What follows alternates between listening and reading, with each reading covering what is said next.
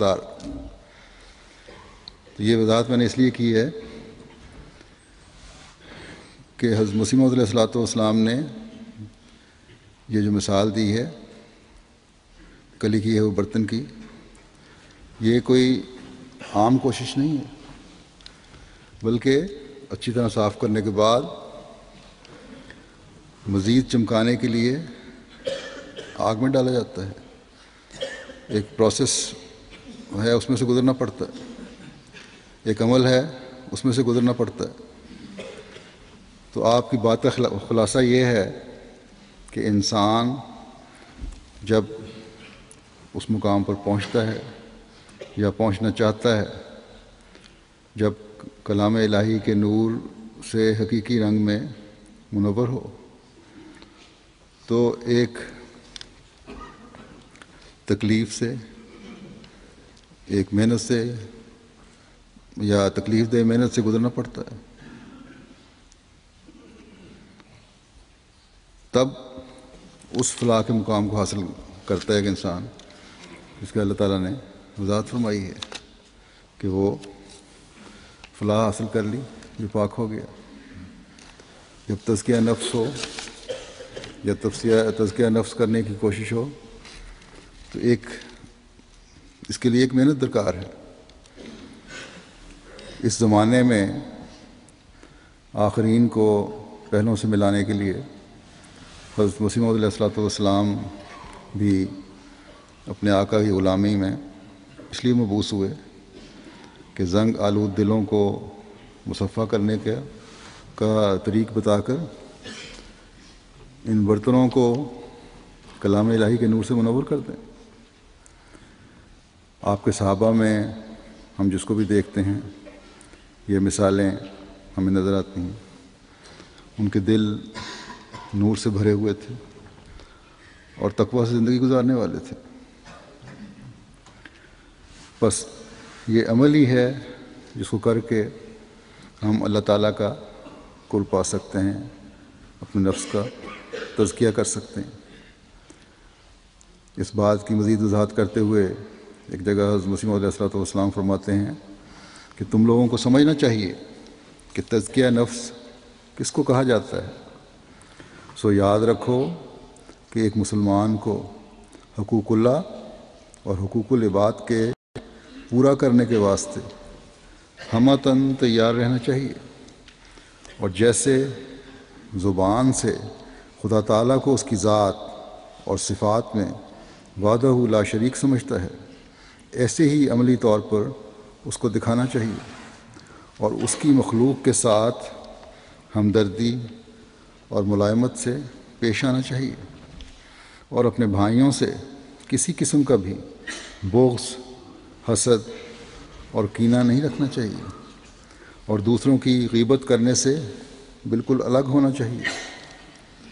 فرمایا کہ خدا تعالیٰ فرماتا ہے کہ تم آپس میں ایک وجود کی طرح بن جاؤ، اور جب تم ایک وجود کی طرح ہو جاؤ گے اس وقت کہہ سکیں گے تم نے اپنے نفسوں کا تزکیہ کر لیا. فرمایا کہ دنیا میں انسان کو جو بہشت حاصل ہوتا ہے قد افلح من زکاھا پر عمل کرنے سے ملتا ہے.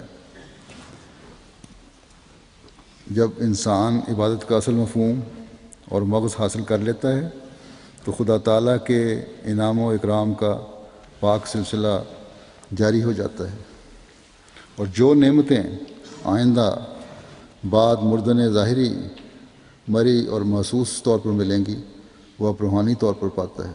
یعنی جو مرنے کے بعد ملنی ہیں نعمتیں جو محسوس بھی ہوں گی وہ روحانی طور پر اس دنیا میں مل جاتی ہیں. بس یہ وہ اصل مقصد ہے جس کے لیے اس زمانے میں حضرت مسیح موعود علیہ الصلوۃ والسلام آئے، کہ انسانوں میں پاک تبدیلیاں لا کر روحانی نعمتوں کو حاصل کرنے والا بنائیں. اللہ تعالیٰ ہر احمدی کو اس اصل اور مقصد کو سمجھنے کی توفیق عطا فرمائے. خوش قسمت ہیں وہ لوگ جنہوں نے اس حقیقت کو جانا اور اپنے نفسوں کے تزکیے کے لیے کوشش کی، اور اللہ تعالیٰ کا قرب پانے والے ہوئے. جیسا کہ میں نے کہا حضرت مسیح موعود علیہ الصلوۃ والسلام کے صحابہ نے بھی حضرت صلی اللہ علیہ وسلم کے صحابہ کے نقش قدم پر چلتے ہوئے اپنے اندر غیر معمولی تبدیلیاں پیدا کی اور پھر آگے اپنی نسلوں میں بھی منتقل کرنے کی کوشش کی. خوش قسمت ہیں وہ نسلیں جنہوں نے اس فیض کو آگے چلایا.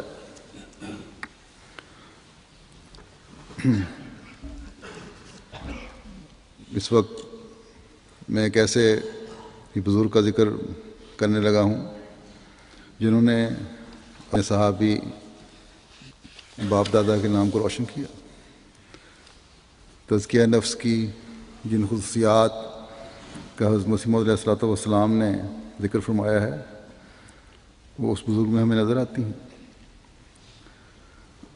میرا اس بزرگ سے بڑا قریبی تعلق تھا ہے اور یہ بزرگ حضرت مسیح موعود علیہ الصلوۃ والسلام کے 2 جلیل القدر صحابہ کے پوتے اور نواسے تھے.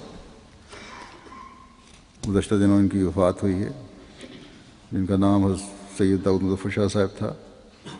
جیسا کہ میں نے کہا ان کے دادا حضرت مسیح موعود علیہ الصلوۃ والسلام کے صحابی تھے جن کا نام حضرت ڈاکٹر سید عبدالستار شاہ صاحب تھا جو تقویٰ، طہارت، عاجزی اور انکساری اور حقوق اللہ اور عبادت کی ادائیگی میں بہت بڑے ہوئے تھے، جن کے بارے میں حضرت مرزا بشیر احمد صاحب نے ایک روایت درج کی ہے. لکھتے ہیں کہ حضرت میاں بشیر احمد صاحب رضی اللہ عنہ لکھتے ہیں کہ حضرت سید عبدالستار شاہ صاحب نے مجھ سے بیان کیا خود کہ ایک دفعہ حضرت خلیفہ اول سخت بیمار ہو گئے. یہ اس زمانے کی بات ہے جب وہ حضور کے مکان میں رہتے تھے.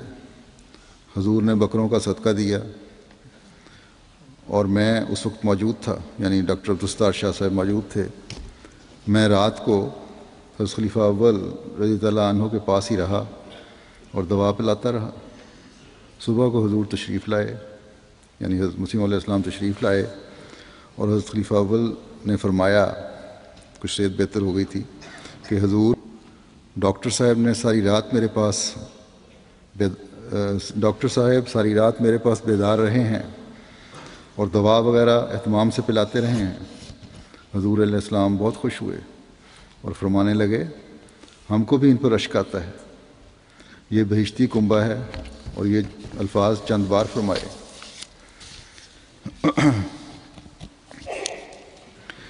حضرت ڈاکٹر سید عبدالستار شاہ صاحب جو سید داؤد مظفر شاہ صاحب کے دادا تھے، ان کی وسعت حوصلہ اور صبر کا ایک واقعہ ہے، پہلے بھی کئی دفعہ بیان ہو چکا ہے.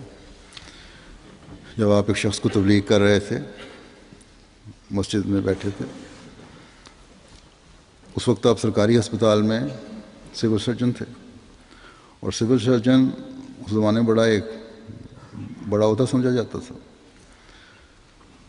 تو اس شخص سے جب حضرت مسیح علیہ السلام کی صداقت اور دعوے پر بحث ہو رہی تھی تو اس نے ایک وقت میں غصے میں آ کر پکی مٹی کا لوٹا اٹھا کے آپ کی طرف زور سے پھینکا یا سر پہ مارا، بہرحال ماتھے پہ لگا اور سر پھٹ گیا، جس سے ان کے خون بہنے لگا. تو حضرت ڈاکٹر صاحب بغیر کچھ کہے وہاں سے سر پہ ہاتھ رکھ کے چلے گئے اسپتال. وہاں جا کے پٹی کروائی. اور اس دوران میں اس شخص کو بھی احساس ہوا کہ یہ میں نے کہا کہ یہ تو بڑے سرکاری افسر ہیں اور ابھی پولیس آئے گی اور مجھے پکڑ کے لے جائے گی. بڑا خوفزدہ تھا، لیکن دیکھا کہ تھوڑی دیر بعد حضرت ڈاکٹر صاحب سر پہ پٹی باندھے واپس تشریف لے آئے اور اس شخص سے کہا کہ مجھے امید ہے تمہارا غصہ ٹھنڈا ہو گیا ہوگا، اب دوبارہ بات کرتے ہیں. اس عرصے میں وہ شخص کہتا ہے کہ میرا پہلی برا حال تھا تو میں معافیاں مانگنے لگ گیا، اور عجیب میری حالت تھی اس وقت، شرمندگی سے بھی اور خوف سے بھی. تو یہ صبر کا نمونہ تھا جو باوجود اختیار ہونے کے ڈاکٹر صاحب نے دکھایا. اور یہ اعلیٰ اخلاق وہی دکھا سکتا ہے جس نے اپنے اندر ایک پاک تبدیلی پیدا کی ہو، حقیقی رنگ میں تزکیہ نفس ہو۔ تو بہرحال یہ حضرت ڈاکٹر عبدالستار شاہ صاحب، جیسا کہ میں نے کہا، سید داؤد مظفر شاہ صاحب کے دادا تھے، اور ڈاکٹر صاحب کے بیٹے حضرت حافظ سید محمود اللہ شاہ صاحب کے دوسرے بیٹے تھے سید داؤد مظفر شاہ صاحب۔ ان لوگوں کے بارے میں حضرت ڈاکٹر حشمت اللہ خان صاحب، جو حضرت خلیفۃ المسیح ثانی رضی اللہ تعالیٰ عنہ کے معالج خاص تھے، اپنے ایک مضمون میں لکھتے ہیں کہ حضرت سید محمود اللہ شاہ صاحب کی